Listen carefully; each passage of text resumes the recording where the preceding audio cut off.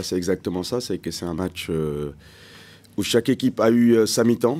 C'est que sur la première mi-temps, cette équipe de Niort nous a posé pas mal de problèmes. Après, c'est sur cette période-là, on a été solide, voilà, beaucoup de solidarité. Les joueurs ont été très solides défensivement, ce qui nous a permis de repartir 0-0 à la mi-temps. Mais je pense en détournant du match, c'est le penalty. Voilà, je pense que c'est aussi la seule situation qui sont vraiment procurées en première période. Mais en tout cas, ce que je retiens, c'est chaque équipe a eu sa mi-temps et je pense que la deuxième mi-temps, on l'a très bien négociée. Vous étiez inquiet justement à l'issue de ces 45 premières minutes. Quel message avez-vous délivré à vos garçons? Non, on n'était pas. On était sur notre projet. On savait que c'était une équipe qui essayait de poser le ballon, qui essayait de passer par le cœur du jeu. Donc tactiquement, on s'était bien préparé par rapport à ça. Après, ce qui nous a mis en difficulté, c'est l'état du terrain. Mais je ne l'ai pas évoqué parce que c'était pareil pour les deux équipes. On a eu du mal à vraiment s'adapter, à trouver nos appuis. Donc ça nous a posé beaucoup de problèmes. En seconde mi-temps, on a réactivé le tir en étant beaucoup plus agressif, en étant plus proche des Niortais, ce qui nous a permis de gagner un peu plus de duels et de pouvoir poser notre jeu en seconde mi-temps. Est-ce que vous attendiez à ce que cette formation niortaise prenne le jeu à son compte en première période ou vous ne l'attendiez pas forcément dans ce registre-là? Si, c'est une équipe qu'on a bien étudiée. On les a aussi observés en coupe, notamment avec Léoté et Jacob qui se baladent beaucoup entre les lignes. On savait que c'est une équipe qui pouvait avoir une bonne maîtrise. Mais comme je dis, nous, on avait, tactiquement, on a bien préparé notre match. On a essayé vraiment de fermer le cœur du jeu pour pouvoir derrière poser notre jeu.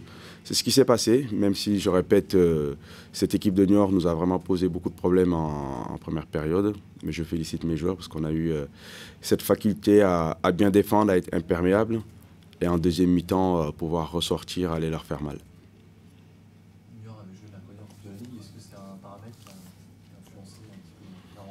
Ah oui, forcément. C'est que sur la durée du match, on savait que ça allait jouer à notre faveur. Voilà, il fallait être fort sur l'entame. Je pense que ça explique aussi l'entame des Niortais. Je pense qu'ils le savaient. Donc, dès l'entame du match, ils ont mis beaucoup d'intensité. Ils nous ont poussés à reculer. Voilà, ce n'était pas une volonté de notre part. Mais comme on a été solide, logiquement, sur la seconde période, ça pesait. Mais ce que je retiens, c'est que mes joueurs ont bien animé tout ça, ce qui nous a permis en deuxième mi-temps de ressortir, de leur faire mal sur les côtés. Forcément, beaucoup de déceptions. Hein, on va pas, c'est la moindre des choses. Plein de sentiments, c'est-à-dire que sentiment quand même d'avoir fait ce qu'il fallait en termes de contenu pour gagner ce match.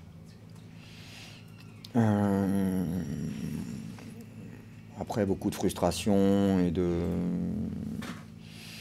questionnement par rapport au fait que ce qu'on vit là, c'est des choses qui se répètent quand même régulièrement ces derniers temps. C'est-à-dire qu'on a le sentiment de ne pas être loin, mais on n'y est pas. Voilà, un problème d'efficacité offensive. On ne se crée pas 10 000 occasions, mais celles qu'on se crée, on n'arrive pas à les concrétiser. On a même eu un penalty qu'on n'a pas réussi à marquer. Et puis toujours à un moment donné, il y a toujours un moment où l'adversaire, lui, arrive quasiment sur sa première opportunité à marquer. Donc voilà, c'est un petit peu redondant. Et ce qui est aussi redondant, c'est qu'on a l'impression d'être noir de chez noir parce que voilà, on perd encore un joueur important ce soir avec Saturnin et on avait déjà 9 absents pour blessure. Et Saturnin, je pense qu'on va le perdre pour un petit bout de temps. Donc voilà, ça s'ajoute à la liste des points négatifs. Donc forcément, mon sentiment, il n'est pas celui d'un homme particulièrement heureux et voilà, donc sentiment d'un homme très déçu. Voilà, donc c'est comme ça, il faut prendre le temps de l'avaler, de le digérer et de pouvoir repartir. Le premier bilan médical pour Saturnin-Laclais, justement? Pour l'instant, il n'y a pas vraiment de bilan médical parce qu'on va partir là, passer des radios et on va déjà écarter la suspicion de fracture. Après, si c'est pas osseux, c'est certainement ligamentaire. Donc, mais les premiers signes ne sont pas encourageants parce que il a entendu craquer et en plus il a une douleur très, très importante, donc en général c'est pas bon signe. Donc voilà, on devrait en savoir plus dans les heures qui viennent. La défaite, au moins la défaite contre Toulouse, c'est vraiment une semaine noire en fait, pour vous. Avec un peu d'analyse, de recul, c'est difficile. Comment tu expliques un petit peu cet enchaînement? Chaque match a son histoire, hein. Au Mans, voilà, on leur a donné le but.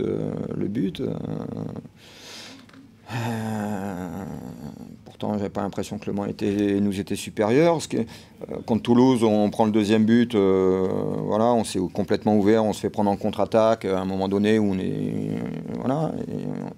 Et puis aujourd'hui, encore une fois, sur les 2 buts encaissés, on a fait preuve d'inexpérience, de naïveté. Et voilà, ce que je vous dis, c'est que ça se répète, quoi.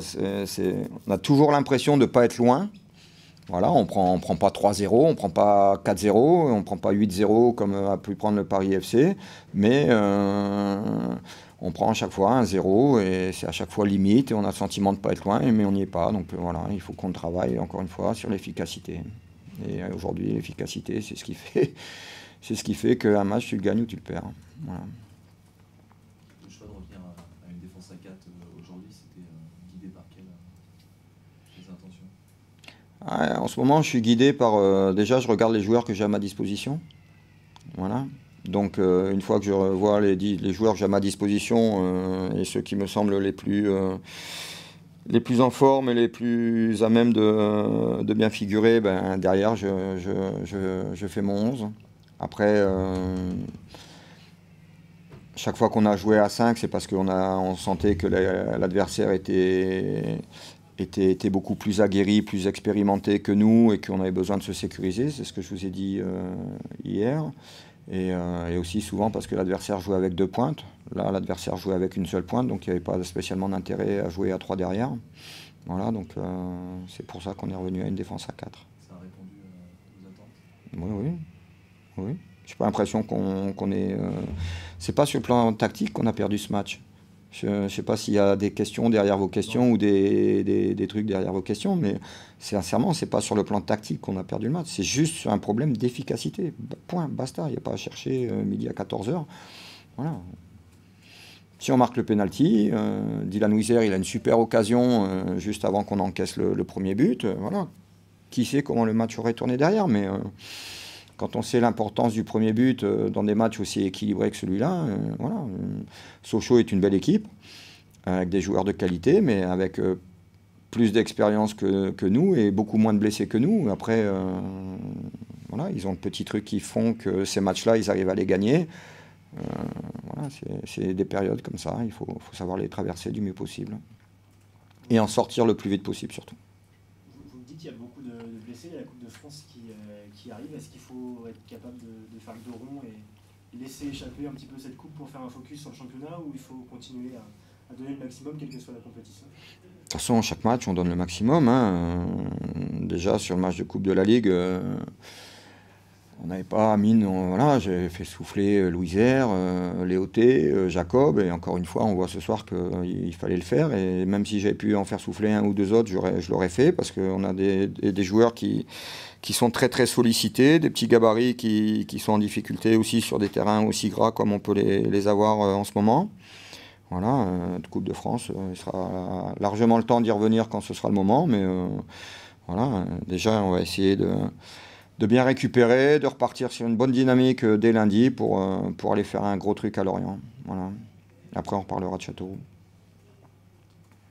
Et justement, coach, au vu du calendrier aussi et du type d'équipe que vous vous apprêtez à rencontrer, est-ce que vous êtes tenté de revenir à des choses un petit peu plus terre à terre, un petit peu comme Sochaux a pu le faire aujourd'hui et exploiter quelques contres, etc. et bien en place, ou alors vous avez toujours cette volonté de garder le ballon, de l'avoir, et vous voyez ce que je veux dire, au risque de se faire plomber un petit peu comme ça a été le cas ce soir par 2-3 incursions adverses? Ouais, je sais pas, enfin j'ai pas le sentiment qu'on... Enfin, moi mon truc c'est d'essayer de placer les joueurs dans les meilleures conditions et je suis pas sûr que... qu'on puisse expliquer les choses aussi simplement que ça, quoi. Je veux dire, c'est si on arrive à régler les problèmes enfin, l'expérience, ça s'achète pas. Voilà, les joueurs, ils donnent le maximum et ils sont en train d'apprendre. Ils sont en train de grandir, difficilement, parce que la compétition ne fait pas de cadeaux, et le bon niveau, parce que je ne vais pas parler de haut niveau, mais le très bon niveau, ça ne pardonne pas. Dès que vous faites une erreur, souvent vous êtes puni. Voilà, donc moi, je suis pas spécialement pour jouer à 8 ou 9 derrière et puis attendre le contre. Voilà, c'est le scénario des matchs aussi qui dicte. Aujourd'hui, je ne suis pas sûr que Sochaux était dans un truc d'attendre et de contrer. Non, c'est juste que Sochaux, on les a bien pris, on les a bien pressés. Ils n'ont pas eu l'occasion de s'exprimer, de développer leur jeu, parce que nous, on passe quand même beaucoup de temps à regarder les matchs des adversaires à la vidéo, et Sochaux avait beaucoup plus le monopole du jeu et du ballon sur leurs matchs précédents. C'est une équipe qui aime avoir le ballon et qui aime jouer, et si aujourd'hui ils n'ont pas pu le faire, c'est pas par volonté, c'est parce qu'on les a empêchés de le faire. Voilà. Donc encore une fois, eux, ils sont dans une bonne période. On est dans une activité où tout ne s'explique pas et les choses ne sont pas si terre à terre et aussi basiques que ça. Voilà. Connu plein d'équipes qui étaient basées uniquement focus sur le fait de bien défendre et bien contrer. Et puis une fois qu'ils ont encaissé un but, ils n'arrivent plus à ressortir du schéma de jeu qui était prévu et passer. Voilà. Donc le foot, pour moi, c'est bien attaquer et bien défendre, c'est les deux. Donc voilà, après, c'est un rapport de force. Quand l'adversaire vous est supérieur, ben, forcément, et vous subissez et vous essayez de contrer. Quand vous êtes meilleur que l'adversaire, c'est le contraire qui se produit. Donc aujourd'hui, on était plutôt dans une bonne... dans le contenu, encore une fois, je n'ai pas grand-chose à leur reprocher. Juste efficacité dans les 20 derniers mètres, les bons choix dans les 20 derniers mètres, c'est absolument dans ces domaines-là qu'il faut qu'on arrive à s'améliorer. Voilà. Encore une fois, pour jouer le contre, il faut aussi avoir les éléments pour pouvoir jouer le contre. Aujourd'hui, encore une fois, avec les 9 et maintenant 10 blessés qu'on a, on s'accroche et on s'accroche et puis on s'accroche. Voilà. Il faut rester positif et je pense que c'est mieux parce que quand on regarde le match, je crois qu'on a 69% de conserves et ils ont 31 je crois. Ils n'ont rien. Et la différence de nous, c'est qu'ils ont 2 bonnes occasions et elles au fond. Et nous, on a des situations encore plus belles, plus franches. Et on ne les met pas.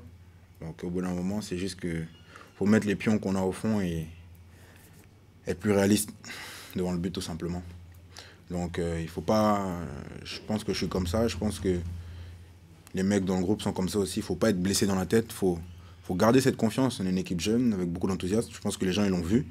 Je pense qu'on ne s'ennuie pas quand on regarde le match. Ça va vers l'avant, c'est généreux. Et ça va payer. Parce que je suis certain que ça va payer. Parce que le travail, ça paye toujours. Une fois que le vent va tourner, comme au début d'année, et ça va aller. Il faut rester, je pense, dans cette optique-là et ne pas commencer à être blessé dans la tête, justement. Est-ce que vous pensez que le fait de ne pas concrétiser, justement, ces situations offensives, ça laisse quand même une certaine trace par rapport aux derniers résultats?